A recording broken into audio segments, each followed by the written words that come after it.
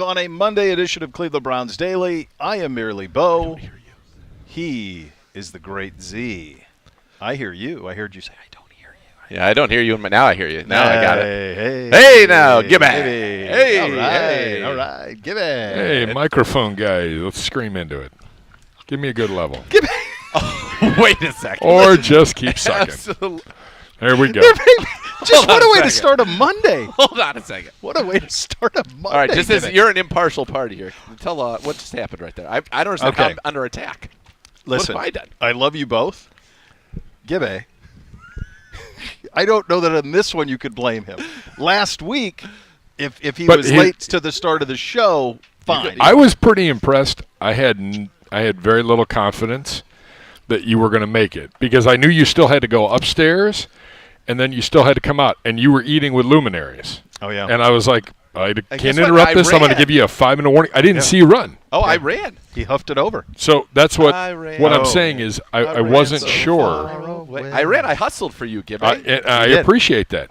But you can't get on the mic and just start yelling. Well, no, he No, whispered I- first and I- said, I can't hear him. I couldn't hear anything in my He ear. couldn't hear me. And that's what led My ears that's what weren't that turned was. on until later. I don't know what. And then you Who's yelled over at, here? and then you Dr. yelled J. at me. And then I was yelled at. You were yelled at.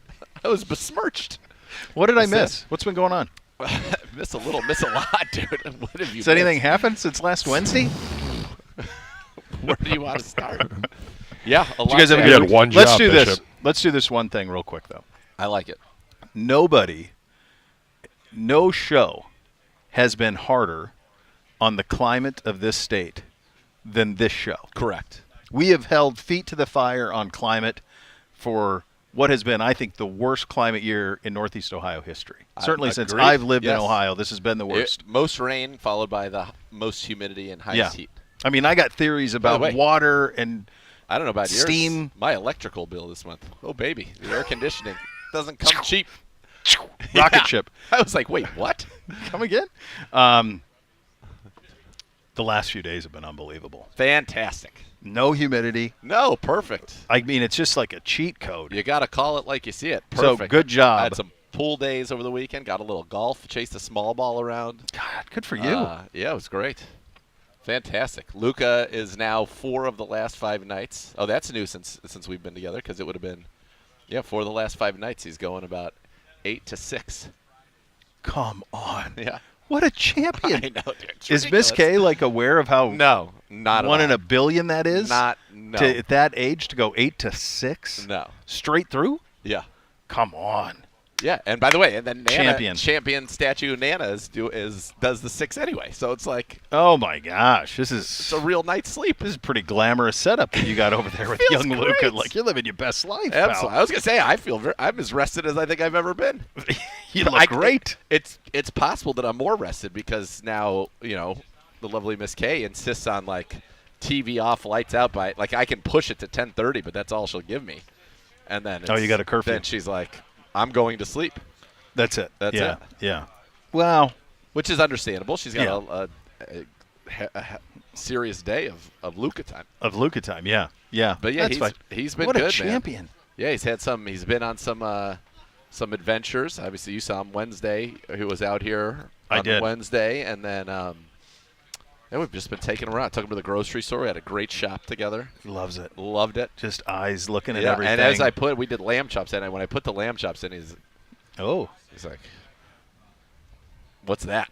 First food we gave the boys was lamb chops. It's great. First, I'm ready for him to yeah. start eating food. That was the first. I'm approach, over like the bottles, by the way. Yeah, you said a little bit, but yeah, I still got a little bit. Yeah, a little bit of 8 time. weeks today, brother. We got a lot. You got a lot bit. Yeah. Yeah, Everything so is it's good. And how have you been? Obviously, I've missed you tremendously. Yeah, I felt missed. You should. It was appropriate. Columbus was good. Good. Good town. They truly, they run it's an NFL training camp, and they profit off of it, and they treat it the way an NFL team does. And it's weird that there's nobody else in college Doing football it. that's doing it that way, because I feel like a lot of them could. Well, I heard somebody's running their program like an NFL team, doing things that nobody had ever heard of before. So it's surprising that wasn't happening there either. Fact. I will say though, S not in attendance I was shocked. wasn't exclusive enough for us. Said anybody could have bought their way in there. That's not good enough for us. Oh, I see. He's got a higher standard. I just would have thought he would want to see, the two quarterbacks with his own two eyes. Few weeks. He knows already that he says this is a made-for-TV movie. You mean him showing his new ink off to the coach? Well, he did that, but Jeez, no, also that was unbelievable. he says there is no quarterback competition. That's what he says. Yeah. Well, the one thing that does jump out is you think at this level, the amount of things that have to happen for you to land on a franchise quarterback. There's so many different things that have to happen, and luck and development and all of it. Convert and then juxtaposed to what's down there, which is they have a 3-person quarterback competition. One was the number 1 quarterback in the country. It's a 2-person competition from a couple of years ago. The other one was the National Gatorade Athlete of the Year out of South Dakota, massive athlete. And then the third one, who's the true freshman, was the number 4 player in the country last year. And so it's like I'm sitting here watching, and everyone's like, "Oh, the quarterback." I'm like, "You're fine." Yeah, no matter what, you're fine. Yeah. And at this level, and this is obviously gets to what I think obviously I paid close attention and listened to you guys and was very well locked into what was happening. But like, there are so many things that go into doing what we're trying to get done here. And it is luck, and it is prepared, and it's right place, right time, and all of those things. And even if you do all of that, sometimes it doesn't work. But that's the thing that jumps out is there. Well, let me tell you something. If the NFL were set up whereas basically if it's a good program, that helps a lot. But also if you have somebody who's willing to write the biggest check to get the quarterback, we'd have that guy. We did that. We'd have that guy. Yeah. We did. You did the best attempt at that you could do under the 100%. Circumstances that you're in. There's no doubt. No, college football is there is no interest, or has there ever been, of everybody to the middle. Right. No. College football is a class system. Yes. It's much more like European soccer. Yes. Quite honestly. The same 10 teams that are good now were good 50 years ago. Yep. Oregon is the one outlier. Mostly, it's all teams that were good 50 years ago. But they've always had – they've had flirtation – they've had periods of where they were well, but very when relevant. we were kids, they were god-awful. Yeah. So it wasn't until it was Bellotti Rich Brooks, Bellotti, and then Phil Knight said, I want to be good at football, and that flipped. And we're going to be. And they were, and they are. Money Mitch. That's right. The great Money Mitch. Money Mitch, yeah. So a great duck. We're going to Carolina this week. Yeah. Shador with the arm soreness on Saturday. He'll be back out there today. He'll be out there today. Yep. What is our best educated guess of what this will look like in Carolina this week? I know we'll see Dylan Gabriel. Yeah. Beyond that, I can't say in the game much. Yeah. And I know we'll see Dylan Gabriel, who's struggled. Yes. Of late, significantly so. We don't know yet if Kenny Pickett will be cleared for those joint practices with the game. He's been back for a couple days of practice, but not participating in team drill. So on Saturday, with Shador with the arm soreness, it was every rep was Flacco or Gabriel. Yeah. Gabriel, I believe that they got 22 pass attempt reps. I went 11 for 22 the day before, 3 for 14. And again, those quarterback trackers and the stats do not tell a story. It doesn't tell you who he's with, who he's going against, what the situation is, all of those things. But directionally speaking, 14 for 36 is not going to cut it regardless of circumstance. So I think this is a big week for him. Clearly he is for everything that happens off the field, he is beloved. Yeah. And he's doing that as well as can be done. But that can only take you so far. You've got to do it between the white lines. And so we'll see if there's anything today with Shador back. We'll see how much Kenny Pickett's able to do. But, this is a team right now that all of a sudden it's getting late early. I know it's only August 4th, but we're, just over a month away. We're 4 weeks and 6 days away from the season opener. Is that right? That feels right to me. Yeah. Because it's a Sunday. Yeah, that feels right. Like maybe you only need – if it's Flacco, I guess. If Flacco ends up starting week 1, you could make that decision with 2 weeks to go or a week to go when he's going to be ready. Yeah. But if it's one of the other guys, I really think they're going to need – you want to have that decision, I think, probably locked up before the Rams game. And that's this week and next week in Philly. This is just you and I talking. This isn't scores. No, this is, yes. How could it be anything other than Flacco or Pickett? I don't believe it can be. But there's no way Gabriel could start. It's just too far to go too quickly, and he's just not ready for it. And then Pickett with the injury, basically missing a week in camp. It feels from my vantage point that Joe Flacco is in the catbird seat here to start week 1. I mean, it feels like Kenny's got to get going a little bit. I don't think that I think that it's still. If he were to miss all of this week, I would agree with you.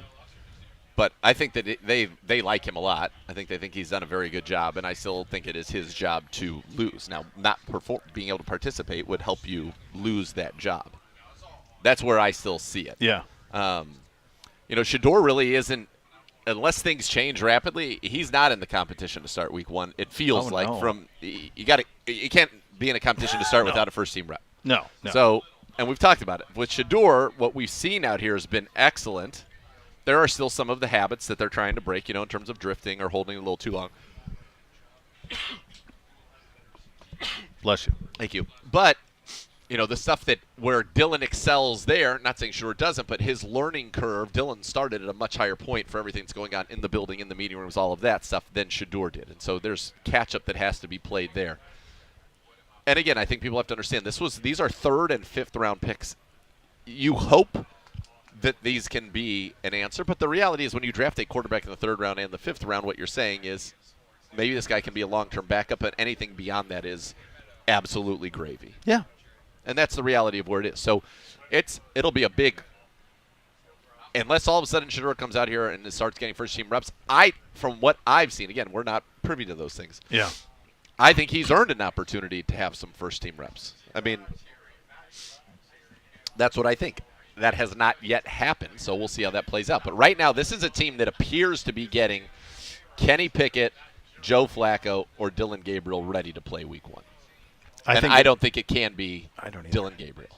No, I think he's drinking out of a fire hose, but right now. Sure, things could change, but that's also just a brutal start to your career, the way that schedule lines up. So, the other thing that's going to be a part of this for Kevin is, and you hear guys say this all the time at all the levels, you can't fool the room. No. You cannot fool the room. Like Joe's approval rating in the room is 100%. And so, and Kenny's is high too. We just haven't seen him in a week. So, like, there's that part of it too. Yeah. Like Kenny, if Joe's inched ahead just because of availability, the way that it's gone here the last week, and you get Kenny back, and then he can catch up in a hurry. Yep. But then he also has to produce in these joint practices, provided he's willing to do it. He needs to produce at the level that Flacco does. If they produce at an equal level and they're both healthy, then you go with Pickett because he's younger and there's potentially a shot. I get that. But he's got to get back to that level of even. Yes. And that's going to be tough. I think he can quickly do it. It's got to, I think that what it's got to be now, because still the things that we talked about as overarching principles for this season still apply. Yeah. He's still a former first-round pick on his rookie deal that has the potential to be something more than just this year's quarterback. Yeah. So that's going to give him, and all things being equal, he'll get the shot. For sure. If all things end up not being equal, then it will be Joe Flacco. Yeah. But that's kind of where it is. And Flacco's thrown some beautiful balls so far in this camp. I mean, he's Joe Flacco. Yeah. I think you know what you're going to get, and I think you know what that means on every side of the ledger. Absolutely. Yeah. Yeah, you know all of it. I mean, it's also, I mean, it's been a while since he started. I mean, when's the last time he started 10 games? Joe.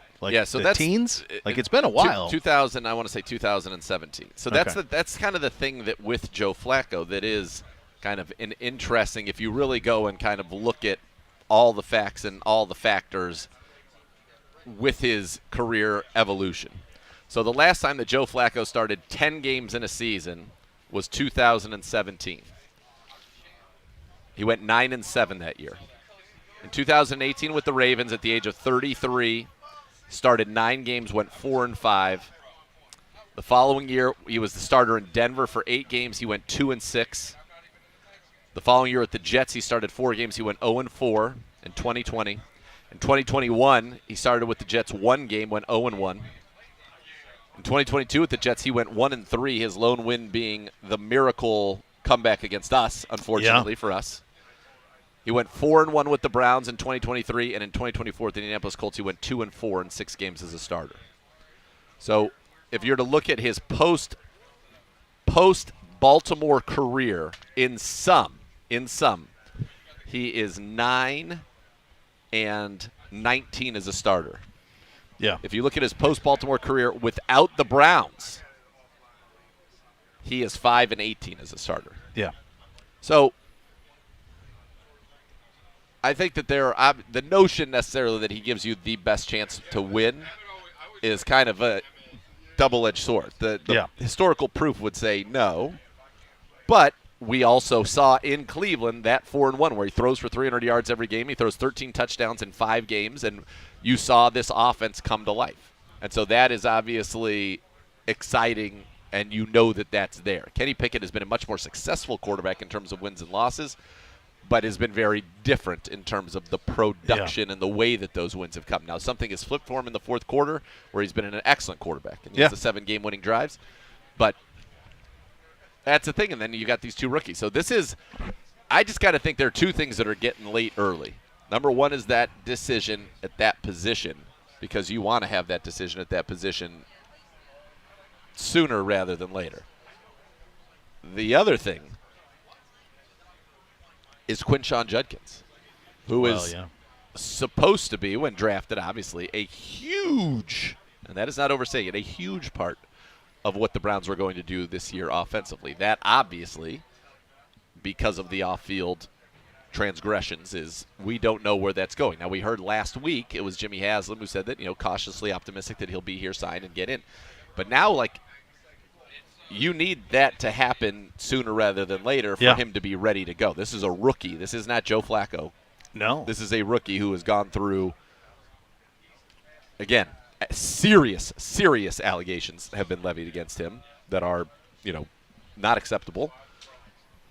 And you've got to see how that ultimately, I guess, all plays out. But it's getting late early on that side of things in terms of his ability to be – what you thought he was going to be. And so when you think about what this offense was going to be, right, he was the anchor of that. Yeah. And then the quarterback was going to play off of that. We're going to play great defense. We're going to run the ball with Quinshon. And you still have Jerome Ford and Dylan Sampson, Pierre Strong. But that was going to be the core of who we were on offense. And the quarterback's job was really more than anything is to hit some shots when they're available off of the play action, take care of the football, and steward this offense so that we can win games based on our defense, not beating ourselves, and then hopefully, hitting some plays here, running the football, and being a good special teams unit. That's the formula. And so right now, 2 pieces of that formula, which are both on the offensive side, are question marks because Judkins has been missing, and now Kenny Pickett has been missing. Right, and 2 11s of what you thought was going to be that defense are gone. Yeah, in Hicks and Emerson. Even further, 3 11s. You go back to JOK. Yeah. So, it's not been great. No, it has not been great. First weeks of camp. This has not been great. So, need to have a good week, and then you'll see where you are this week down in Charlotte because I do think that that's a team that's on the ascent a little bit. They get a lot of young, nice players that you can sign yourself up for. The next will be a totally different animal against Philly, but we'll see what it looks like against Carolina this week. This is a team, though, that, maybe you're able to go in there, right, and deliver a knockout blow, and you're the dominant team, as we saw, quite frankly, on the first day with Minnesota last year. We were by far the better team. That was the second day they came back, and they kicked our butts, and they went on to have a phenomenal season. But theirs was a season that when they came here, they had just found out, right, J.J. McCarthy was that day. And then all of a sudden now it's Sam Darnold who goes on to have a year that nobody thought. Nobody thought when we were here Sam Darnold could do that. So part of it in the back of the Browns head is, nobody thinks Kenny Pickett. Maybe Kenny Pickett can. But, you want to go out there, and I think you want to have a very good showing against them. Philadelphia will be like, okay, are we better than we think we are? And if you can come out there and just you really give them a good look, their roster is better than our roster. They're defending Super Bowl champions. Yeah, that's the best roster in football. But can we go out there and can we hang with them? And that I think will tell us less. But this one in Carolina, I'm with you. I think that's an ascending team. I think if you were to ask most national pundits right now, they would say that Carolina is going to have a better season than the Cleveland Browns is. Yeah. Than the Cleveland Browns are. Yeah. So, Bryce Young playing well. They get McMillan. They can run the ball effectively. Chuba Hubbard had a nice season last year. They still have Adam Thielen. They got Legit, who was their first-round pick. They got a couple of good tight ends that are athletic. They've got a good defense. J.C. Horn's one of the better corners in the league. So this will be a good matchup. And the only, I think, we're going to see their starters, and I'm curious if we'll get more insight from Kevin Stefanski as this goes along. But he is not going to base his plan based on their plan. Like he's not going to say, "Oh, you're going to play starters? Well, then I'm going to match you." Yeah. Unless he wants to. And my guess is even if we do quote unquote play starters, it's going to be a subset of starters. No 95, no Yes. 21, no 75, no. Yep. I mean, like none of those guys. We have gotten we got really thin at a lot of spots, and we can't risk anything. No, and what's become apparent throughout this camp is, and everybody, it's true of everybody in the NFL. So it's not just a Browns issue, but we're really thin at left tackle, right tackle, tackle depth, Yeah. real thin there. Yeah. We're pretty darn thin in terms of what would be considered top flight talent at the wide receiver position. Mm-hmm. We're very thin without Judkins here at running back. Yeah. We are now very thin at cornerback. We are thin at linebacker. Mm-hmm. So some of those you expected, some of those you did not expect. But that's kind of the reality of where this thing is. And, we can go through it at some point today as we kind of get ready for this is our first game week. But where this roster kind of stands and what it looks like, there are only so many jobs that I even think are open.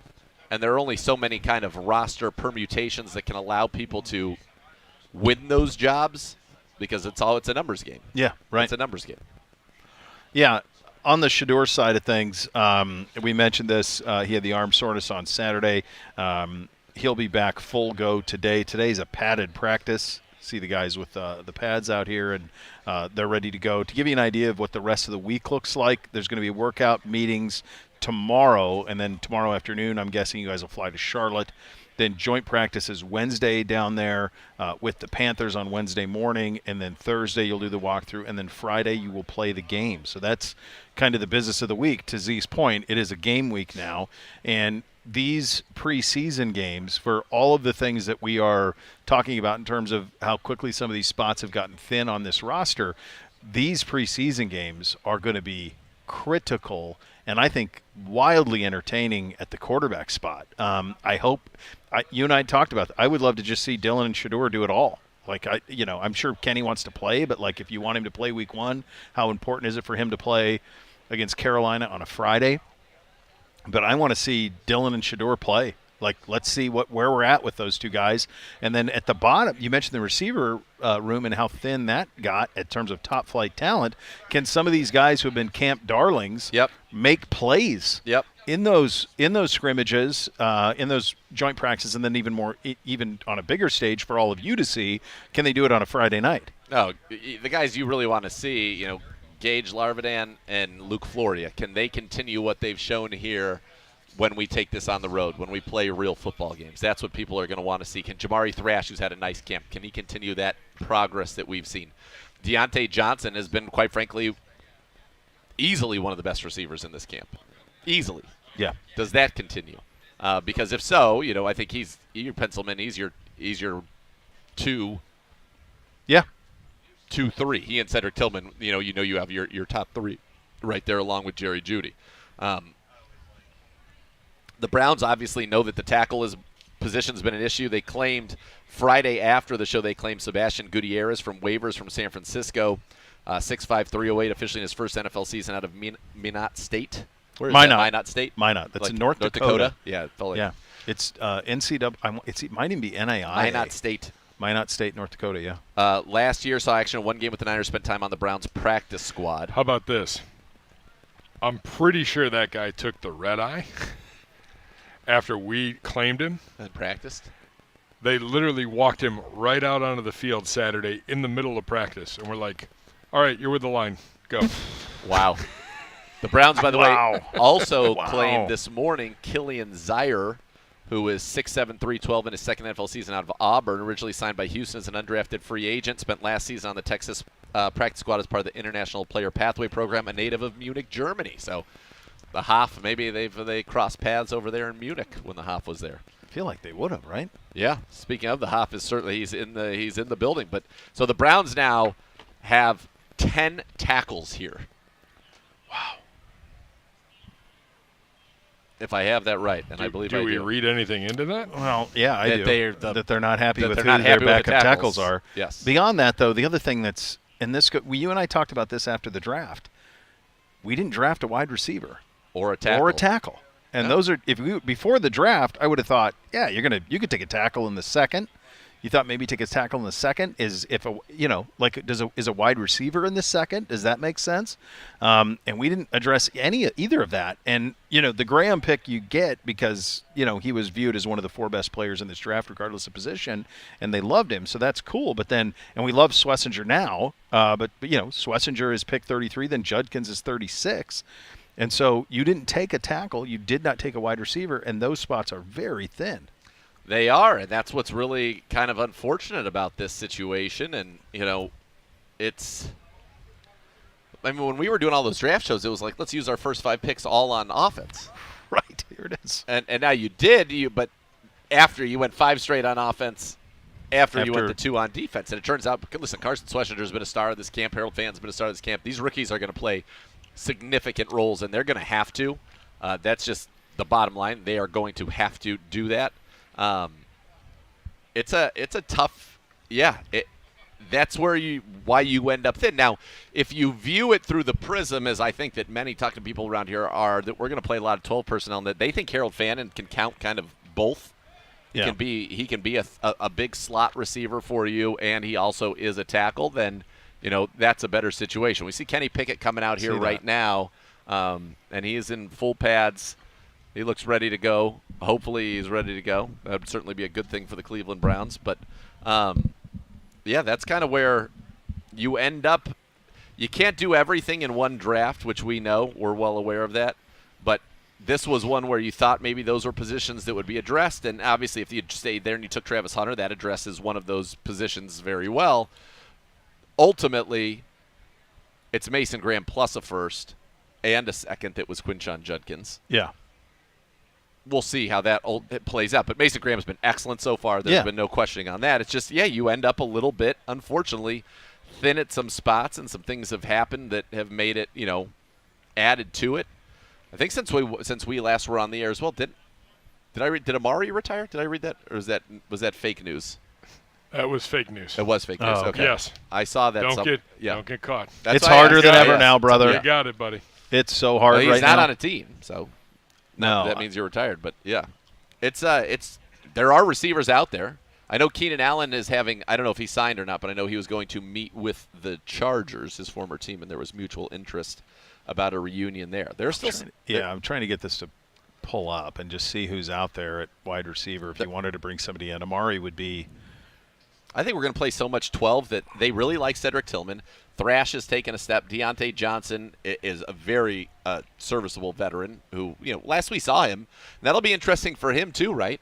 He's returning to Carolina. That's the team that he last played with was the Carolina Panthers, and he was their leading receiver when that relationship fractured to the point that he wanted out of there. There's not a ton out there. Look at these Darden and Schwartz down there, but you mentioned Keenan at the top, and then Amari 31, Gabe Davis just 26. He struggled so much in Jacksonville that he's such a deep threat. He is. Nelson Aguilar in his 30s, Boyd's is 30. Boyd's like kind of a slot receiver. Sure. Nelson Aguilar can still stretch the field, and Gabe Davis can stretch. I wouldn't the mind field. a swing on Gabe Davis at 26. Go run some 9 routes, buddy. Yeah, he could do that. He is not. He can do that. he I know is it was not- bad last year in Jacksonville, obviously. Yeah, but, 20 catches, 239 yards. Yeah, he is not signed, and they have to wonder. And well, here's Coach Cubs Fancy, maybe some insights on the quarterbacks and the plan for this week in Carolina. Just from our fans, You're done. kids that are out here. It's been really a special few days out here, so that's I want to acknowledge our fans first and foremost. Injury front, Miles will be back out here today. He's feeling good. Dylan Gabriel's dealing with a little bit of tightness in his hamstring, so he'll be limited a bit. And then Shador, he's good. Was sore in his arm and his thrown shoulder, but getting treatment and he should be fine. Also, you're going to see we have a celebrity guest out here today coaching. A guy named Joe Thomas will be helping out with the offensive line. So anytime Joe's around and we can mine him for everything he's worth, we're going to do that. So he's back in the O-line meeting rooms, getting his football fix, and we're happy to have him. But with that, I'll take any questions. So no team drills for Dylan today, He'll be limited. He'll be in some drills. But how about Kenny Pickett? Not yet ready to go.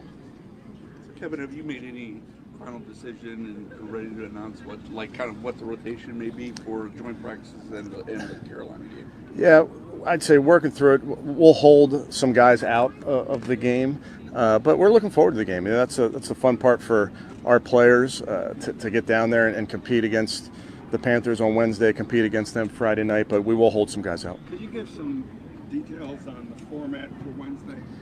Be very similar to joint practices that you've seen before, Tony. We'll do a couple different special teams periods to make sure we hit all 4 phases. We'll have a 7-on-7, a couple 7-on-7s. We'll have team. So it's again, first time that we've done it in week 1. So we won't do a 2-minute per se, which we'll do the following week in Philadelphia. Will there be one-on-ones? We're working through those type of things. Kevin, what do you guys look forward to in the joint practicing and the first preseason game? What are you looking to accomplish? Well, I think the fun part for us as competitors is you get to go against somebody else. And we have a ton of respect for Coach Canales and the Panthers, so we're looking forward to getting a really good day's work with them on Wednesday. And then the game is really fun for our organization. It's fun for our guys. They finally get to be out there and they're keeping score, and we get to put guys in different positions when it comes to situational ball and those type of things. So that first preseason game there's a lot of jitters, as there always is for the young men, but we'll talk to them about that. But great opportunity just to compete. Besides help, is all quarterbacks expected to get some playing time in the first preseason game? We'll work through that in the next couple days. How far did it go back with Dave? And as far as scripting the practice, how's that been so far? It's been great. What you do typically is, obviously Dave and I talked way back when about this, and he's been a gracious host in getting this thing organized for us. And then we have had our coordinators on the horn with their coordinators just to get organized in terms of what both sides need to see. Was it any kind of a relief that Shador's arm was nothing serious, and the fact that he self-reported when he's in the middle of a heated competition? What did you think of that for a rookie doing that? Yeah, I think he was just sore, honest American. I think obviously he'll look at his process, making sure that his arm's ready to go, and but it's nothing more than that. He's getting treatment. He'll be good to go. And then just a quick follow-up on your quarterbacks. Kenny with the hamstring, now Dylan with a little bit of the hamstring, Shador with did you necessarily have this on your bingo card that you like to have along in here? No, I didn't.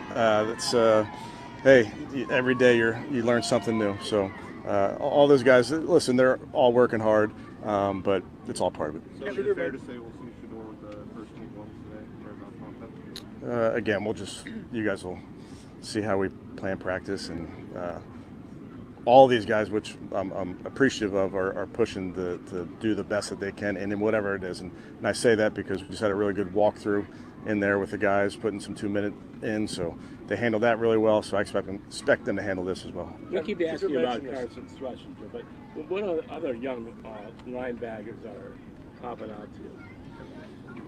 Yeah, it's interesting, Jeff, because there's young guys, but then there's veterans with some good experience that I think are also acquitting themselves really nicely. So it's a really good group. Coach Tarver, as you know, does an awesome job with those guys. They're the nerve center of our defense and getting us lined up, making calls and that type of thing. So I've been really pleased with that entire group. You start naming them, I'll say yes. Sorry, I don't have the depth chart from me. You should have mentioned that maybe it was a stop-and-start nature of practice at the arm. You led to the soreness. Can you guys do anything for that, or is that just up to him to kind of stay loose at all? Yeah, we've talked about it. He'll do a great job. He'll stay loose. That's part of that. gig. Part of it for all quarterbacks is just keeping your arm loose, and he'll do a good job. Is that part of adjusting to from college to pros? Is it something maybe that the timetable and everything for a rookie to have? I think there's so many adjustments that these guys are tackling every single day, and yeah, of course, getting your body ready, knowing what your body needs. We have a lot of these practices in a row, so you have to be smart about making sure you're ready to roll. Kevin, Dylan in the hamstring, was it something where he heard it on a specific play or just came in today? No, he reported this was on Saturday, so happened on Saturday, and he's getting treatment on it, and you'll see he'll be out here. Just a little bit of tightness, I guess. Kevin, when it comes to evaluation and these joint practices versus preseason games, do you put more value in like the joint practices and what happens in those? It's a good question, Dan. I feel like there's value in everything, in what we're seeing from the guys. We value their how they do in the meeting room. We value how they are in the walkthrough, like I mentioned earlier. We value all these practice reps. Of course, when you're going up against another team and it's a setting where maybe you don't know exactly what the defense is going to do or the offense is going to do, I think there's certainly value created in that. And then in the preseason games, like I mentioned before, they're keeping score, so the competitive part of our sport kicks in, and you want to obviously do well in those venues as well. When you and the staff have talked a lot about the processes and being really happy with what you're seeing in that regard. So, like, at what point during camp is it these joint practices? Is it when the preseason's winding down? When do you focus on results over the processes? Well, I mean, ultimately, this is a results business. This game is about results. We know that. But I think you're doing yourself a disservice if you're not hyper-focused on your process as a player, as a coach. Whether you have success in a given play or not, are you learning from that play? I mean, that all speaks to the process that allows you to play well on Sundays. I mean, that's the ultimate goal, but we're pretty process-driven. And that another way of saying that is we take practice very seriously. We take the work we do in the building very seriously, and that all adds up to putting yourself in position to play good football. Kevin, I know injuries are part of it, and I know that it's another quarterback to suffer a minor tweak here and there, but how much does that hurt maybe in your processing of developing and the plan, if at all, and is it frustrating? No, injuries are a part of this game. They're frustrating from the standpoint of when you lose a guy for a good amount of time, you feel that's tough on the players. But the dealing with injuries, adjusting because of injuries, that's just part of the game. So why did you schedule a first week joint practice this year as opposed to any other year? Yeah, I think every year, Tony, just looking at our, steal that word again, process, what we can do better, what other teams are doing. Is there an opportunity to do something? So I can, I'll talk when I'm down there, but my relationship with Coach Canales, our relationship among the staff, like the scheme that they run on both sides of the ball will be good for our team. So there's a lot of positives to going down there. Kind of dovetailing off what Dan asked earlier in the way preseason has evolved. Are the joint workouts more beneficial to the veterans where the games are more beneficial for the rookies and what they can do on the fly and everything? I'd say in some ways, yes. The preseason games, are great because they're opportunities in a controlled environment for your players. Now, there's some teams that don't play their starters at all in the preseason, and that's what they think is best for their team in that given moment. And think about, quarterbacks that play in the preseason. You're obviously not wearing a red jersey, so you're free game in those situations. Whereas you're not in practice and/or a joint practice with another team. So I think those are all things that we weigh as coaches, trying to figure out what our team needs for a given season, for a given week. So when you say you will hold out some guys for the game, that means some guys will play, meaning regulars? Yes. Coach Bloom was talking about Petonio last week, saying he checks a lot of boxes for future Hall of Fame candidacy. What would you say about what makes Joel that kind of player? Yeah, I think Joel's a Hall of Famer. I've been blessed to be around Hall of Famers, and he fits the mold. He's done it at an extremely high level for a really long time. I think if you talk to players, I think players are great judges of talent. I think if you talk to players around this league and they know what Joel's about. Now, that's the player. The person off the field is a Hall of Fame person, and I rely heavily on Joel really almost every day for his input and his thoughts on where we are as a team, what we need to be doing, what just getting a feel for him and his teammates. He's an incredible ambassador for his team, if you will, and but yeah, I can't say enough good things about him. What went into having Joe Thomas out here? Something he wanted to do, something you guys? Yeah, I think Joe knows we'll take him as much as we can get him, and I think he was going to be in town working this week, so he traded in whatever he's doing grab the whistle for the week and see if he can, any little help, anything that Joe can do in the meeting rooms helps. I think anything Joe does out here on the practice field helps when you're talking about a Hall of Famer. Would Drake be back today? He's still working through it, yeah, but getting better. And Dylan was talking about the ups and downs that are natural to any training camp, but probably especially for a rookie. How have you seen him kind of handle those ebbs and flows? Yeah, I think all these rookies, like you mentioned, Scott, and certainly quarterbacks, there's plays that are set up for you, and you let it rip, and it's there. There's times that things aren't there, and I think the big thing is learning from every single one of those reps. Like I can think of certain reps where you got to move in the pocket, and then you got to run out of the pocket. You got to go scramble and get as much as we can get and get down and protect yourself. That's real football. So we're trying as hard as we can to mimic that in these settings and know that you're going to have some plays that you want back. But the bottom line is you have to learn from those plays. I think he's doing that. With tweaks to some of the other guys, do you think you might have to play Joe Flacco in the game on Friday? I'll wait to discuss those type of things later, Mary Kay, but Joe's ready to go if we need him. Good. Okay, thank you guys. Thank you. Appreciate it. All right, there you go, Coach Stefanski from the podium. Before we take this time out, obviously the major development here is that in today's practice, which is a padded practice, you will have 2 available quarterbacks for the team drills, and those quarterbacks will be Joe Flacco and Shedeur Sanders. Yeah, and if, a lot of people wanted to see Shedeur Sanders get an opportunity to be with the first team, you would have to think that today that opportunity will come, and for Shedeur Sanders, if it does, then you need to make the most of them to get more of them. And if it does not come today under these auspices, he is not in the quarterback competition. Yeah, I to don't start. For right now, Correct. To this point, he hasn't been, but these injuries maybe force it. We'll see. By the way, that was Coach from the podium, presented by Vivid Seats, Purchase Official Fan Experience Package Day for the Ultimate Game Day. In addition to that, that was today's Hot Topics of the Day, presented by University Hospitals, official healthcare partner of your Cleveland Browns. Going to be an exciting practice out here, and this quarterback injury stuff certainly adds an element to it. We will paint those pictures for you on the other side of this quick timeout. You're listening to Cleveland Browns Daily. We're presented by Bally Bet, official sports betting partner of your Cleveland Browns. Please bet responsibly.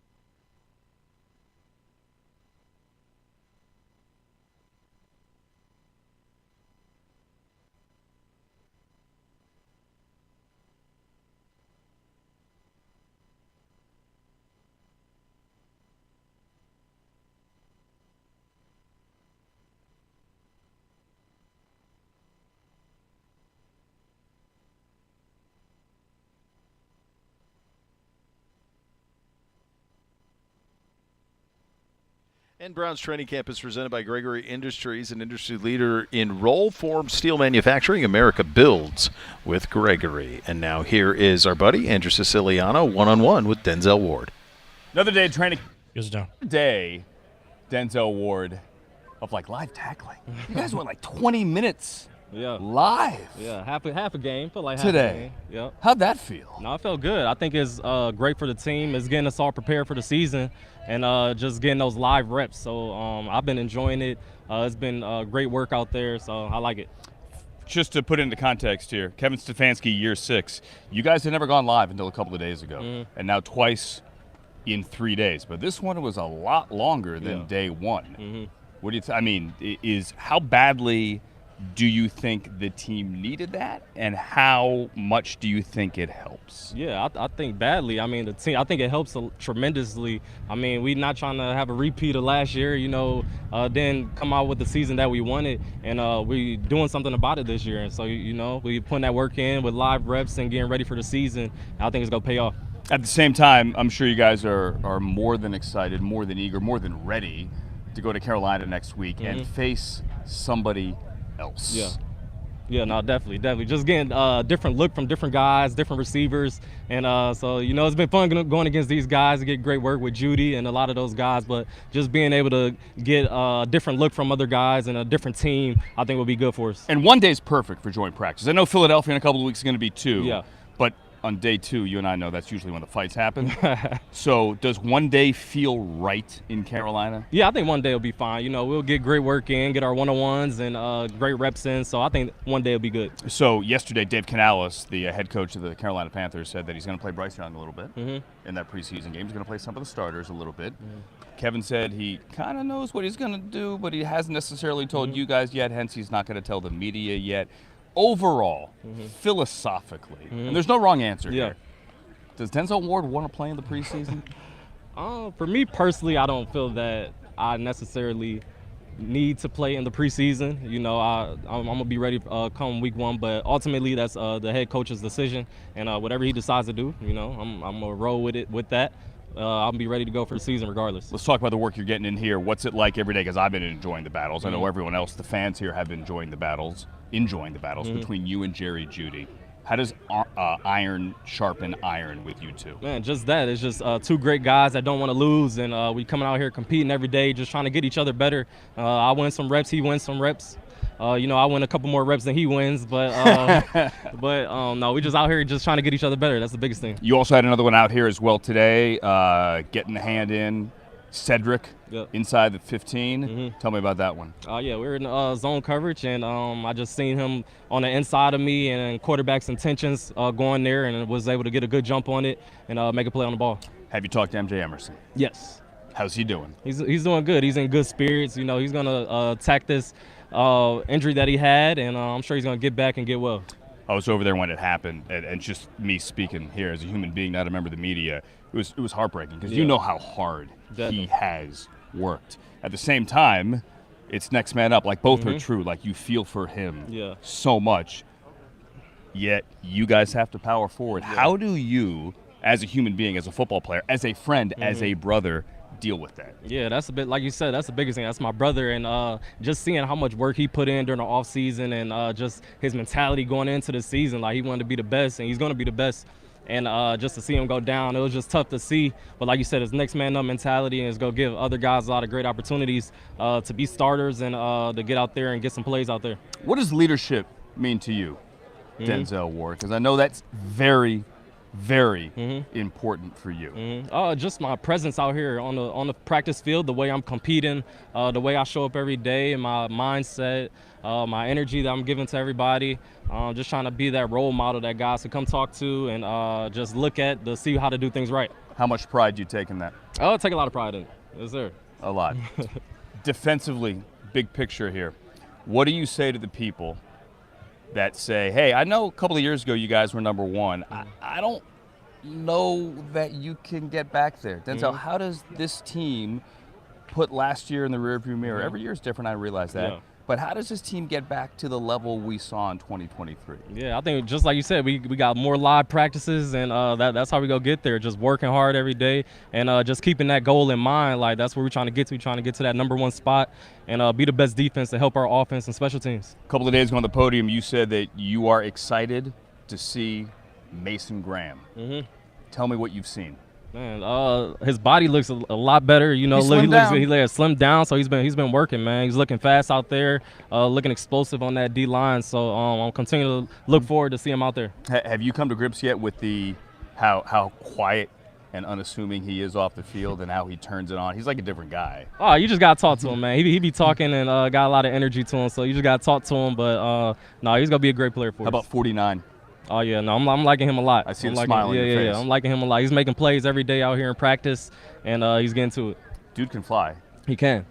When you're playing that fast as a rookie, what does that tell you? That he's prepared mentally. You know, he studied his playbook, and he just has a great feel for the game, and you're seeing that out here. All right, Denzel, I'll close with the obligatory quarterback question, knowing you're just number 21 on the other side of the ball. I get that. But I also know that, like, when you're out getting coffee, when you're out for lunch, it's the only thing anyone wants to ask, right? So, Denzel, I'll ask, how do the quarterbacks look? What do you think? Yeah, quarterbacks are looking good, man. They out here competing. And like I said, just like you guys, I'm looking forward to see who that starting quarterback is going to be come game one. And but they're all out here competing, all looking good, working hard. I mean, this year, I've been saying this for a while, like the preseason actually means something, like because of the quarterback competition, right? Definitely. Yeah. So we'll end with that. Hey, definitely. That means yes. Denzel, it's good to see you, man. You as well, man. All right. Good luck out here in camp. Have fun in Carolina. Thank you. Appreciate it.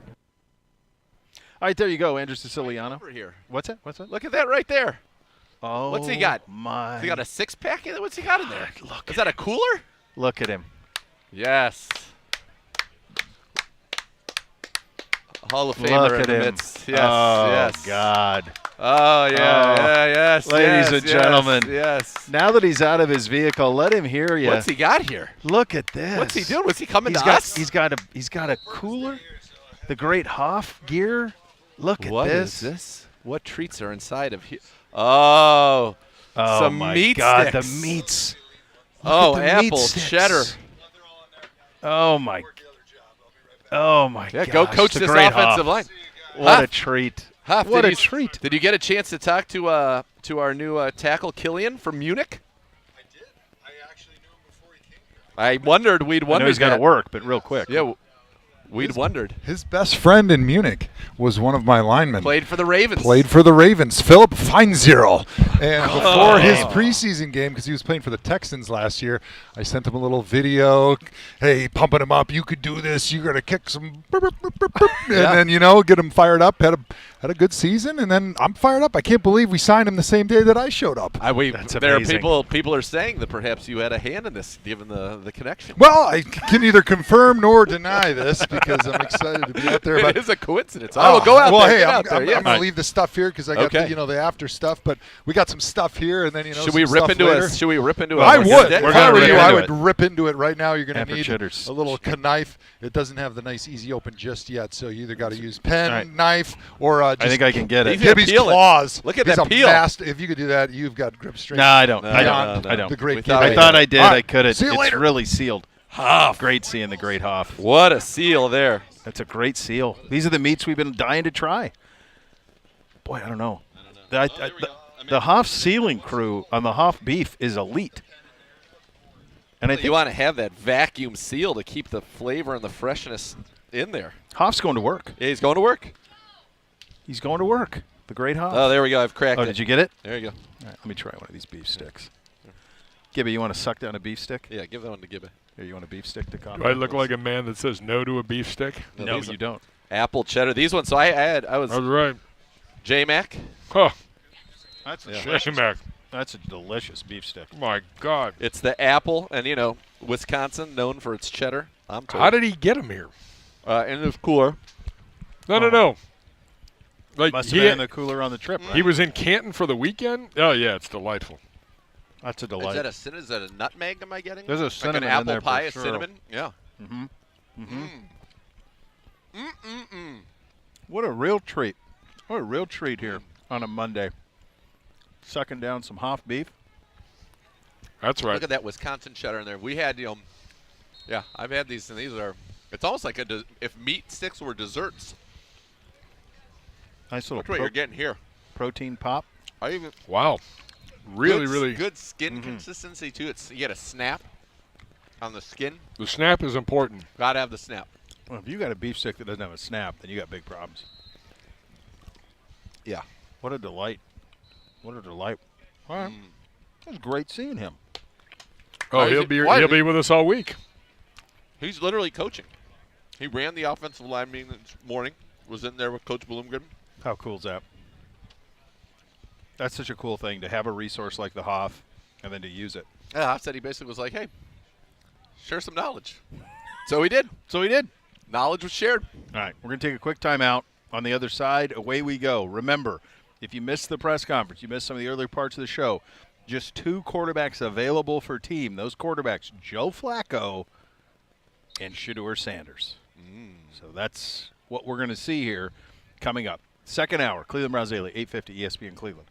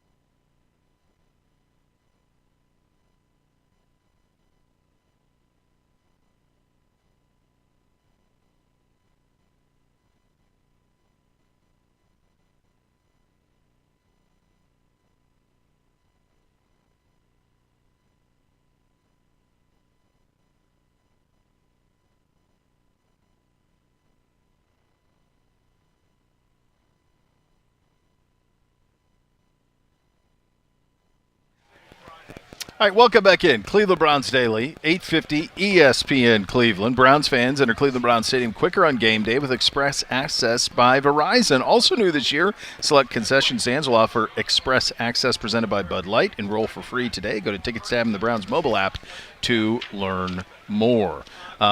This is it in terms of open practices, right? This is the last one? I think so. I think that's right. For right, the Gibby? general public, This is yes. it. I think this there is will it for us being outside. Yeah, I'll miss it. I love it. I love these. I love painting the pictures, as it were. Well, that I like. Yeah.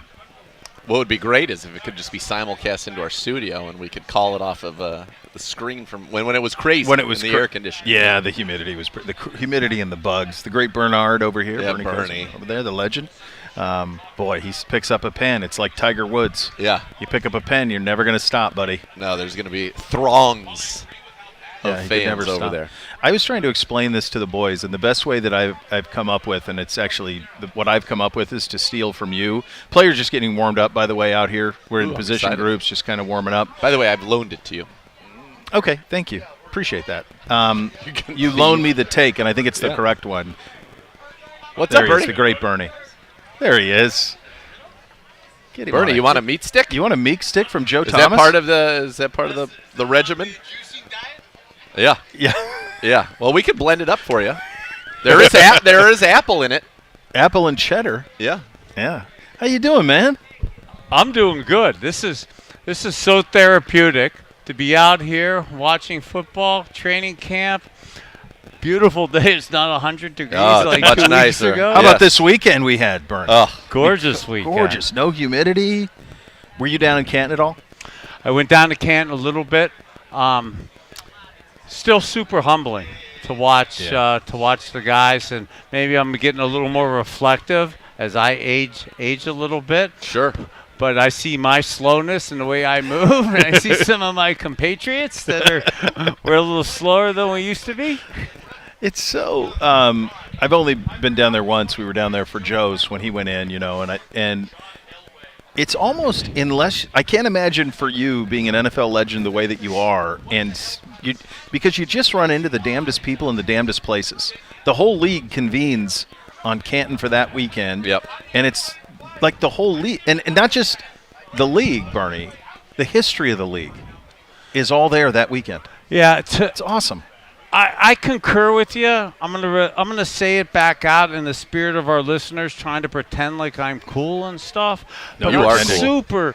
I'm super humbled by when I'm there. I'm almost fanboyed for sure to some guys, and a little bit intimidated to where, do I feel like I should be in some of those environments and stuff? And the fans are so awesome to me, but sometimes I'm getting more cheers than some guys who should get more cheers than me. And I'm not in the hall. And that's super humbling, but at times, like, it was cool to be part of that, but it was something where I'm cognizant and respectful of the guys with the gold jacket. You're beloved, though. You're a legend. You are beloved in this town. You're an institution here. I say it all the time, and this is the truth. I grew up in the San Francisco Bay Area. Obviously, Joe Montana was the quarterback of the 49ers, and in my youth, there were a great many Super Bowls won. You are 100%. This is not 99.9% sure. I am 100% sure you are more popular and more beloved here than Joe Montana is in the Bay Area. There's something about you, the human being, that is so endearing, not to mention that you are, and that period of Browns football in a football town is the best period of Browns football. Everybody absolutely loves it. People of our age, that is like when I today I could go anywhere and you got to do a show with Bernie. You're Bernie Kosar, man. So you absolutely belong. You are elite. Absolutely. The other thing I think you deserve a lot of credit for is you've kind of been the face of sports in this region for 40 years. Yeah, decades. Mm-hmm. You've been that, man. Like, you're there. I mean, you're signing autographs here. I mean, all these years later, you resonate as much now as you did in 1985, which is an incredible tribute to you. Thank you guys so much. I'm thanks for pointing out. This is probably true. cranium inflating, but to walk over here and see all those little boys carrying a 19, for all you 35 to 45-year-old parents out there, you're awesome because I know those kids weren't alive when I was there, so they got really good parents. That's right. All right? They got indoctrinated as Coaching they should. them up right. Bernie, we got a big day in front of us because we've got Dylan Gabriel's not going to do team because of a hamstring. Kenny's not going to do team. So it's Joe, and everyone's been wanting Shedeur to get a look. It feels like today could be the day. Yeah, like we talked the end of last week. It's tough and sad for Kenny. Hopefully looking better that he'll be ready for the Carolina Philly practices, which is essential. But in badness is massive opportunity for others. So Shedeur, having a little arm issue, not maybe throwing this weekend. Hopefully, he's able to take advantage of it, and I'd be super excited from Shedeur to get those reps. Yeah, I'm excited too. You just want to see what it looks like, and you want to see if, do we have a shot here with Shedeur? And look, it is on its face, if knowing nothing else about him, knowing nothing about his college career, his family, if you said he's a 5th-round pick, he's probably not in this competition. No. And thus far, he really hasn't been, which is appropriate for being a 5th-round pick on a team with 4 quarterbacks in camp. But today is an opportunity for him, a guy that many people thought was the best quarterback in this draft. There certainly some did, and others thought he was certainly the 2nd-best quarterback in this draft, to prove that he is, in fact, that he should get some looks today. And that will be very, very interesting to see. One thing I'm seeing over there that's a little right now not great is the ball has hit the ground a lot in these routes on air. Not Shedeur, I think, is throwing that one there right on the money to Harold Fannin. But this practice on Friday last week and Saturday was a little better, but not much. Was very sloppy in the passing game. Very sloppy. Kevin Stefanski you could tell, you don't typically hear him when he gets everybody together. You could hear him pretty loudly that that was unacceptable if this team wants to be a team of consequence. I don't know if it's appropriate, so cut me off with certain things that we talk about, don't talk about. But Coach Stefanski was awesome, I thought, as an old school guy who sometimes maybe you can't talk the ways I used to talk 40 years ago and coaches used to talk in there. And if it's okay to say, Coach Stefanski, who's a brilliant, beautiful, articulate, eloquent person. For the first time, I ventured up on Friday because Jason Garrett was there, and I kind of ventured up towards the team talk at the end of practice for the first time this camp. And, woo, did we get a mouthful of energy. Yes. So I love that. Sometimes we are professional. We're guys who sometimes need a kick in the backside and reminded that we play an aggressive game, and we were off a little bit, but that's a little bit natural the first week after hitting. So I love the way Coach Stefanski kind of addressed the team and gave us a wake-up call. You see it over there. I don't know if you saw that. Dylan really short-armed that out over there. It was well behind. You feel like he's definitely the hamstrings apart. So if you're hammies there, you're not stepping, and you're coming down almost like on the baseball mound if you're going to short arm your first pitch. Is it as a quarterback? Is it better if it's your front leg or your back leg, or is either leg equally as bad? Because your back leg is kind of your drive leg, right? Your front leg would be more your plant leg. Yeah, I didn't really have enough muscles to really tear them, and I didn't move fast enough to really hurt my drop. So that's a really good question. I have to ask an athletic quarterback that. All right, Browns have made a signing. So I was wondering here. I was looking out there. I'm like, who the heck is number 44? And I went on our website. Leroy Kelly. And there was a 44 on Tommy defense. Vardell. Touchdown Tommy. Touchdown Tommy. But so there we did sign a tight end. That makes me feel a lot better. I'm not seeing things. Browns have signed tight end Mitch Van Voren, a rookie out of St. Norbert, originally signed by Seattle as an undrafted free agent this offseason.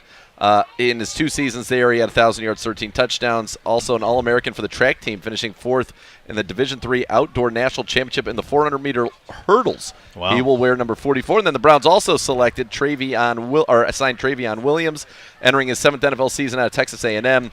He was a Bengals pick in the 6th round. Last season appeared in 17 games for Cincinnati. He will wear number 36 as the Browns try to add a little more depth in that running back room and keep bringing people in. I like that tight end thing. See, I'm friends friends with A.J. Barner, Aurora High School, third-round pick from Michigan to Seattle. They took with their number 1 pick Arroyo, the tight end from the University of Miami. I like Arroyo. Love them. So they're loaded. So they don't have space on their tight end room to keep guys like that. So that could be a nice little pickup. But typically these pickups this time of the year aren't overly sexy, but that could add depth for a guy who loves the 12 and 13 personnel for our offense this year. Do you read anything into that running back? Yeah, so Pierre Strong is not practicing today. Okay. So that, I think, tells you the direct correlation there. Yeah. So when you think about it, no Quinjon, no Pierre Strong, and now you've got to get a 5th running back in here, and so Travion Williams gets signed right there for the Browns. He's a veteran. He's a guy that has been in the league, like I said, for a while. I think he can come in and know exactly what he's got to do. But yeah, this is so Julian Pearl. With the signing of the 2 tackles the other day, we talked about, I said they have 10 tackles in here. Well, now they've got 9. Julian Pearl will go ahead, and he has been released by the Cleveland Browns.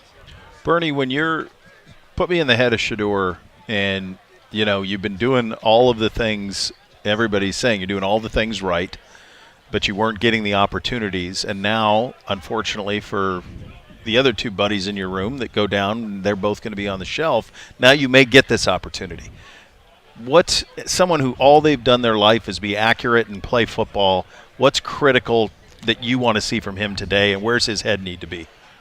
So I'm not trying to just be a homer, being on the Browns bandwagon, the Shedeur bandwagon, but I am.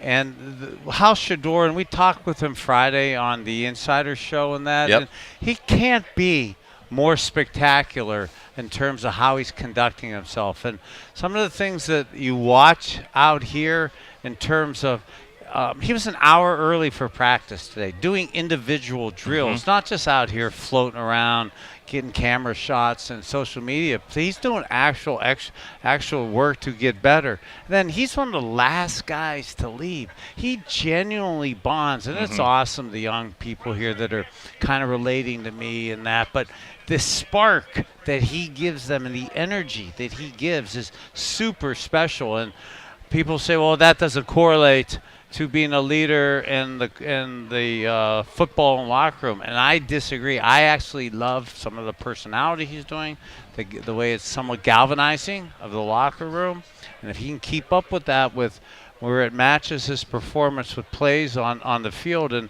for the people that were overly panicked about no reps early, notice even without reps and stuff, his arm still got tired. Yeah. So it is different in the pros. So it's a marathon, and for him now to get some good reps today by himself, I think he's ready for it. I mean, some people were criticizing him for doing the extra throwing before and after, and saying that's why his arm's tired and he should know better. And yeah, I screwed that up as a kid too. Look, there's certain things when you're a perfectionist. He's a perfectionist. I love his pursuit of loving the process and being perfectionist. And yeah, Gary Danielson tried to warn me too, and sometimes you throw your arm a little bit out. And well, what he was saying, the hard part for him is, and he's used to obviously being the starter, he got every rep in Colorado, and it's been you get 3 reps here, and then you don't throw the ball for 15 minutes, and then you come in and you're trying to put mustard on it, and so it's been kind of it wasn't caused from overwork, which by the way he's trying to get reps any way he can. It was more caused from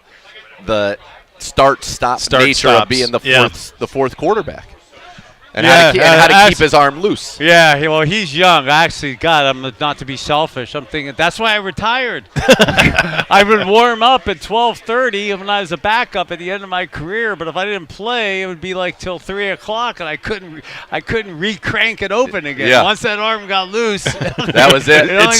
It only stayed loose one time for a couple hours. We had to squeeze but the that's game a big in. adjustment, I think. That's got to be a huge adjustment. It's a huge one, yes.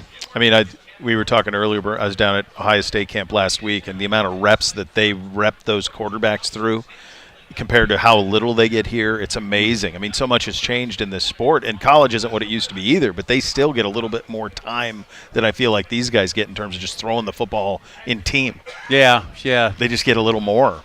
especially in a there it's a two-person quarterback thing, and here, it's kind of 4. So Browns right now, Bernie, they're working on like a fake jerk route where you're running that little out, and you jerk it back in, but it's kind of a one-step fake back in on the jerk route and getting back out. So trying to find some man coverage beaters down there in the red zone. So I love that, and I really love that kind of jerk route in and out from the slot receiver. Yep. In the red zone for sure. That was my go-to 2-minute play for safety in with Reggie Langhorne. When you're doing 4 receivers, man, you got something cute. And if it's too deep, they end up settling right in front of you with that middle read behind it. So that's a really good play to actually implement, not just the red zone that we're working on today, but into the 2-minute stuff. So when you say that settle in with the middle read behind it, you're reading then the mic. If the mic comes short, you throw it over his head. If he stays deep, you take it right. Yeah, and then I was Langhorne or a slot receiver with some athleticism. Turning it up. It's got to be. Now, I did make that mistake one time, the one poor throw in my illustrious career. I pride myself on not killing any of my receivers over the middle, but that was only one time, though. The mistake was to Reggie Langhorne, and Sam Mills decapitated multiple ribs right here. Oh, no. So one Sam mistake. Mills. With the Ricky, pursuit of perfection. Was that Saints with the Saints? Yeah. That was. And he was with the Panthers at the end. Ricky Jackson, Sam Mills. Swilling. Oh, God. That was squad formidable guys, man. Yeah, formidable. I had 2 prerequisites in the league.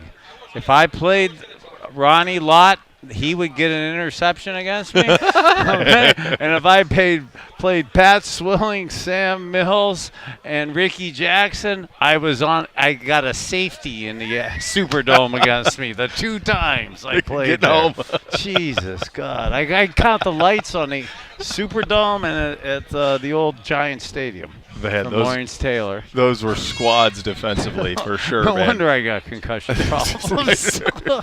All that AstroTurf didn't help you either, buddy. Oh no, that wasn't Astro. That was pavement. That was painted cement. Painted cement. All right, looks like we could be getting. We're going to get it right We'll in front of us. keep it The here. quarterback's Yeah. right here in front of us, and it's it's interesting. Like if you're Kenny, especially Kenny, I'm sure he's just chomping at the bit to do anything.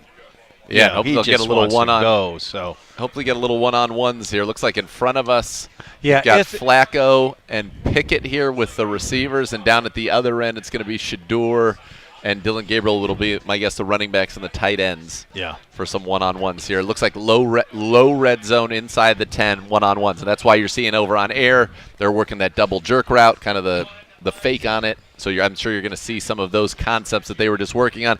Browns were also running where you run that speed out right to the goal line, but it's really an out and up with the ball thrown on the out. So a little loft on it to try to hit right at the back pylon there and take advantage of a corner that's trying to jump that quick out.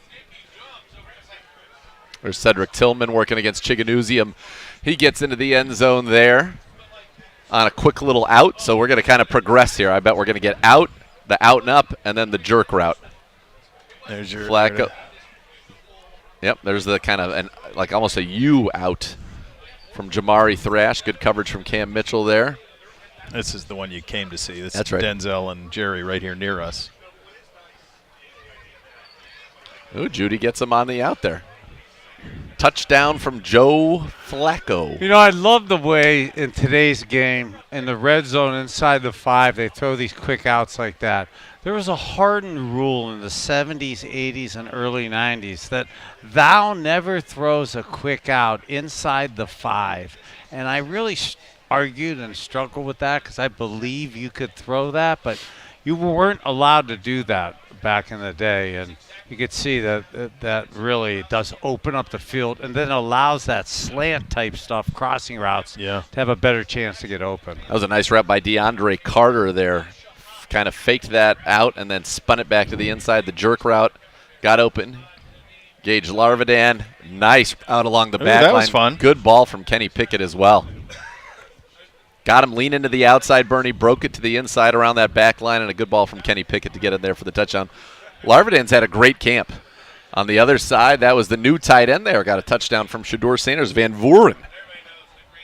I feel like the Hoff comes here, and it's all We got all German Germans, names. huh? Van Vuren. I was going to ask you to repeat that again, so I have the courage to say it. Oh, there's that double jerk route. Luke Floria, Rambo. Luke, who's been creating the separation, we've been talking about the first 2 weeks of camp. This jerk route inside slot is so meant for him, a.k.a. a little Brian Brennan looking there. Keyshawn Johnson there with a nice little cross the face with the slant right now, and the Browns receivers having a very good time. And they should. This should be a drill where you get a lot of touchdowns. I just got excited with a Bernie out and up. Look at that ball. Who threw that? Was that Pickett? That was Kenny Pickett. That was a beautiful ball on that out and up we were talking about, Bernie, where the ball's in the air while Tillman's making the move, and it hit him perfectly in stride at the back corner of that end zone. Perfectly in stride. That was a heck of a throw. So Pickett's looking pretty good here. Jamari Thrash, Miles Harden, out. Ball maybe a little late there. A little bit. It's just good to see Kenny back out here spinning it a little bit. You know, after last week when he was down, and I'm sure he knows like how critical all of this is. And that's another good one. Good ball. The fade up to the new receiver, Coda, right there. 6'4", went up and got it. Nice catch there by Chad Coda. Did his dad play? Yes, he was the safety. Okay. Did he play at Oregon? Yes. Okay. That must have happened that was he came in on Friday, I want to say. Okay. Yeah, I didn't. He was not here last time I was, so that I heard that name and it. He was receiver at Oregon. Did not play with Dylan Gabriel. He was pre-Dylan Gabriel at Oregon. DeAndre Carter running nice routes right there, and he got held. Joe could throw that. I mean, isn't it gorgeous? Effortless. So easy. Just spins it. I mean, like that's back shoulder fade throw. Yeah. Good coverage by Denzel on Judy there. Yeah, it was that back shoulder, but DeAndre Carter's showing you a little bit more as a receiver than I think maybe we bargained for. This season over 500 yards as a member of the Chargers, and he's going to be the returner, but it'd be great if you could get something else out of him as well. Good coverage there on the far side. Oh, got a little hold. Tony Brown draws the flag on Caden Davis there. Push-ups are happening, but I think they didn't need to do it on the offensive side. They got the flag there on the competition rep. Yeah. All right, it's going to be a little special teams give, so this might be time to take a quick timeout. Yeah. All right, there you go. We'll continue to paint the pictures. The final open to the public training camp practice of the year, and we're seeing some good stuff here early. Look forward to the team reps, which are going to come a little bit later. You listen to Cleveland Browns Daily on 850 ESPN Cleveland.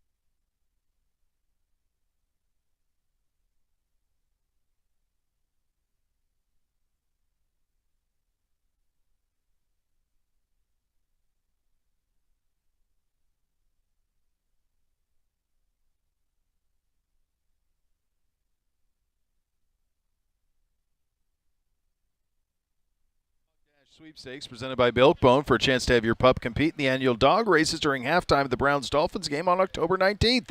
Grand prize includes 2 season tickets to the 2026 season and Milkbone for a year. Visit clevelandbrowns.com/milkbone to enter.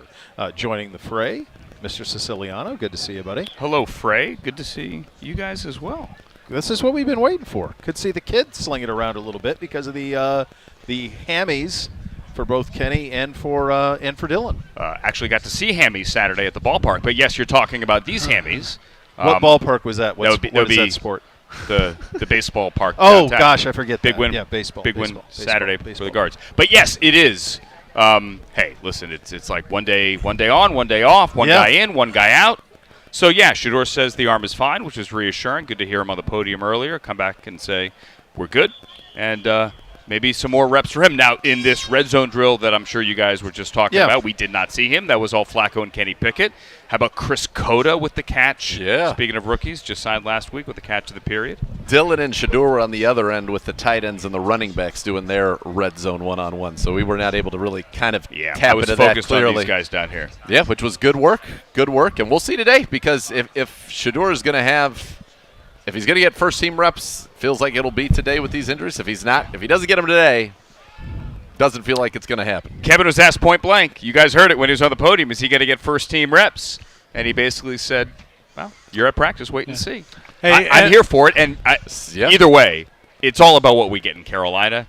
So, which seems to be a muddy picture right now. Right. I hope Shedeur comes through today okay. Hope Gabriel, maybe the hammy, gets a little rest. I want to see both of those guys this Friday. I'm not sure we're going to, but fingers crossed. That's all I want to see. So That's all I want to see, Bertie, is those two. Yeah. But part of like today too, we will.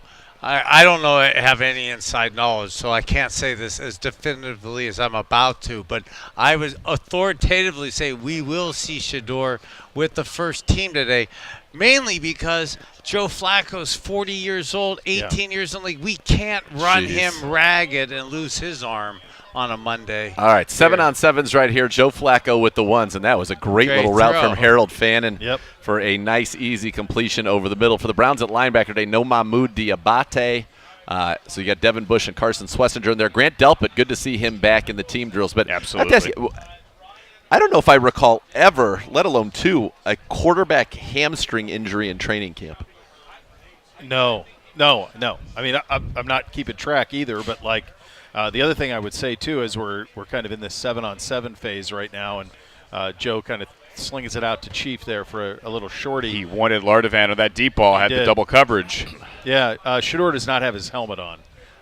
Not right now, no. Flacco is there. Pickett, all four quarterbacks are over in the area. He did want Gage on a deep kind of a go route, though, but Denzel and Delpit had him bracketed, checked it down to the Chief, David Njoku. 7-on-7s, this is not full contact. We saw on Saturday, though, Andrew, probably the lane you talked about it with Denzel Ward, the biggest full contact period I can recall in a Cleveland Browns training camp in forever. Gibby had the stopwatch. You clocked it at 22 minutes, right? A live period for 22 minutes on Saturday. Yeah, that's real tackle football. Absolutely. Yeah, Denzel said it felt like a half. Denzel said he loved it. Denzel also had a really nice pass breakup. We talked about it there. Got his hand in on a ball to Sed. You heard what Jim Schwartz said today. Said, I've been coaching for 30 years. Denzel's the best corner I've had. And that is high praise because he's definitely coached some good ones in his tenure. Joe Flacco, 3 for 3 kind of here in this early going. And effortlessly throwing just artistically perfect spirals right in rhythm, right on time. Effortlessly and artistically. I love it, Bernie. It's just natural. I think he could just he just so easy. All right, Flacco in the shotgun, looking to the left side. It's beautiful. Nice little comeback to Deontay Johnson. He's somebody that has had a great the strong-armed 18-yard comeback over the slot defender, throwing it to Deontay Johnson at 7 yards in, or 7 feet in the air to where only Deontay could catch it at 40 years old. It's just spectacular to watch. Am I the only one hoping that he gets in the game Friday? Who? Deontay Johnson. Oh, yeah, in front Carolina. Of the Carolina Oh, yeah, fans. absolutely. Yeah. He's ready. I think he's I mean, he looks like he absolutely should be featured in our 11 personnel, and more that's a so. nice Some ball. great ball there Ball. to Jerry Jeudy with Denzel draped on his Beautiful back. throw on the square. And Absolutely. Can you imagine? Deontay Johnson playing against Carolina, motivated like that. If he happens to get a backup corner in press, I think he'd eat him alive. Can you guys imagine if Flacco was 24? Well, yeah, he was a first-round pick. No, I know, but won a like we've Super been Bowl. searching for that since this guy. That arm, Like yeah. the thrill of seeing like a guy fresh and new at 23, 24.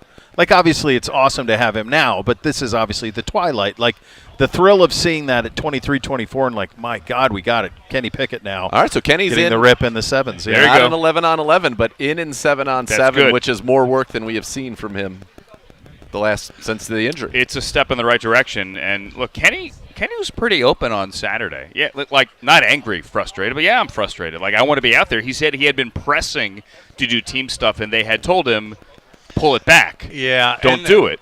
So one of the things I say a lot is us players, we have to help ourselves from ourselves.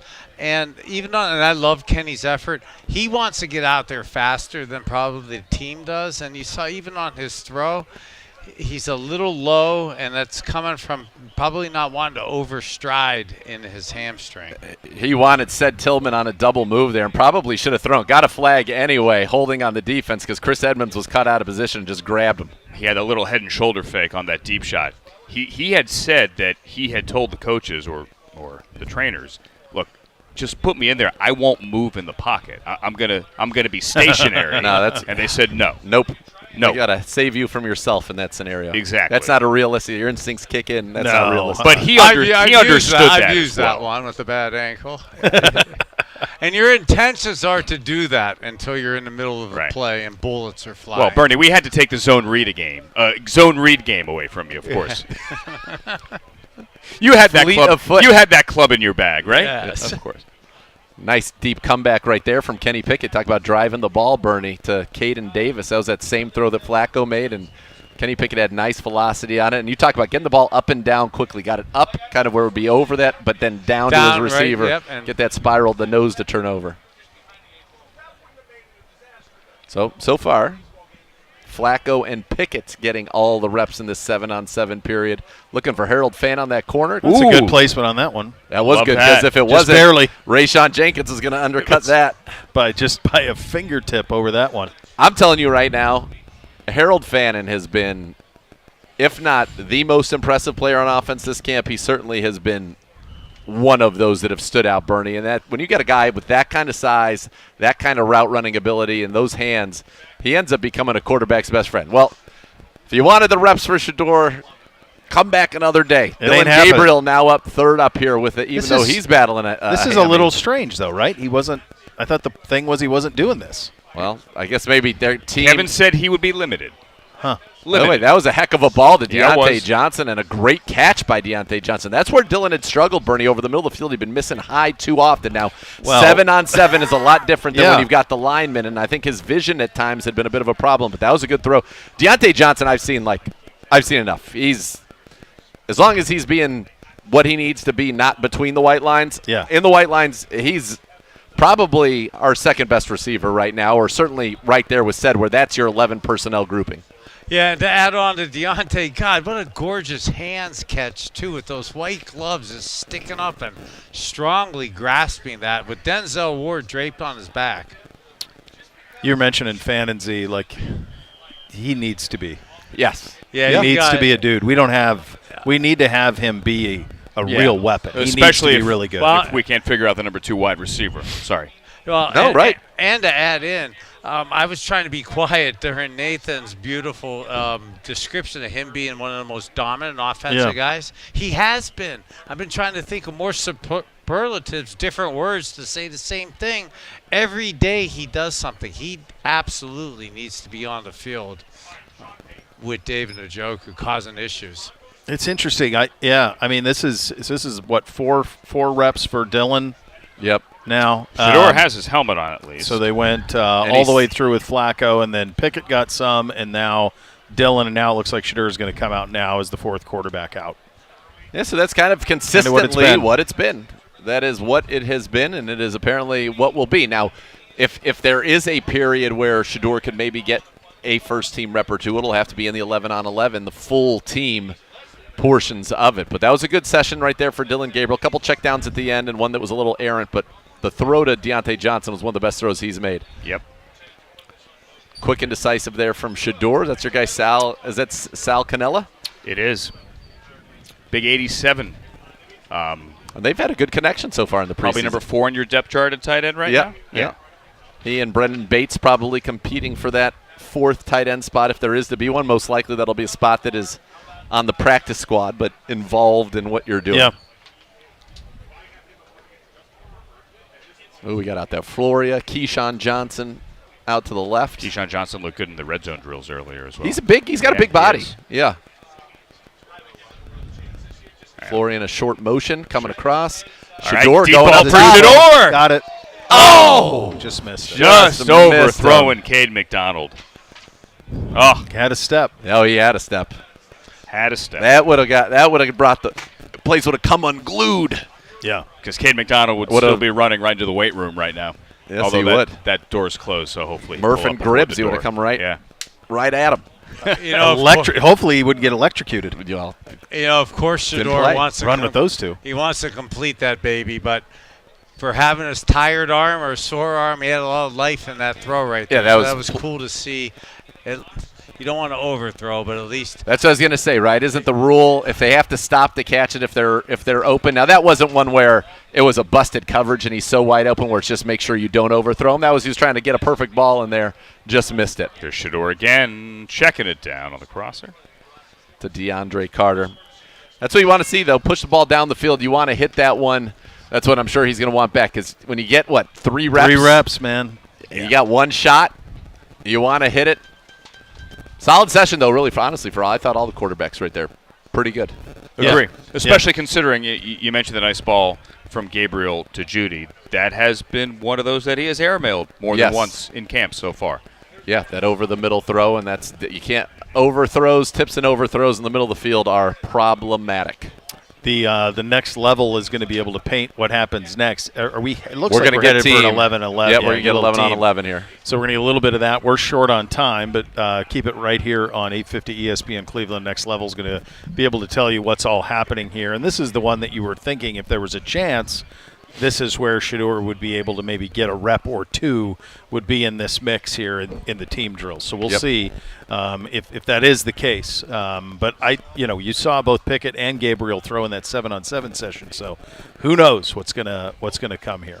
Looks like Tevin Jenkins, just one quick note, Tevin Jenkins in at right guard. So I don't know if Wyatt Teller's getting a veteran day off or if we miss something. He's standing back with the coaches with his helmet on, but Jenkins is in at right tackle or right guard here. Wyatt's out too, isn't he? He's in for Wyatt. Oh, yeah, in for Wyatt. And again, Isaiah McGuire's in the backfield. Yeah, and forced Flacco to throw it away there. Yeah, probably a smart idea to maybe possibly rest some of the offensive, defensive linemen heading into Carolina. Their life will be very aggressive the next few days, so let's save their contact for the other team, not our guys. All right, there you go. The Next Level is next. This has been fun. Thanks for listening, everybody. Cleveland Runs Daily, 850 ESPN Cleveland.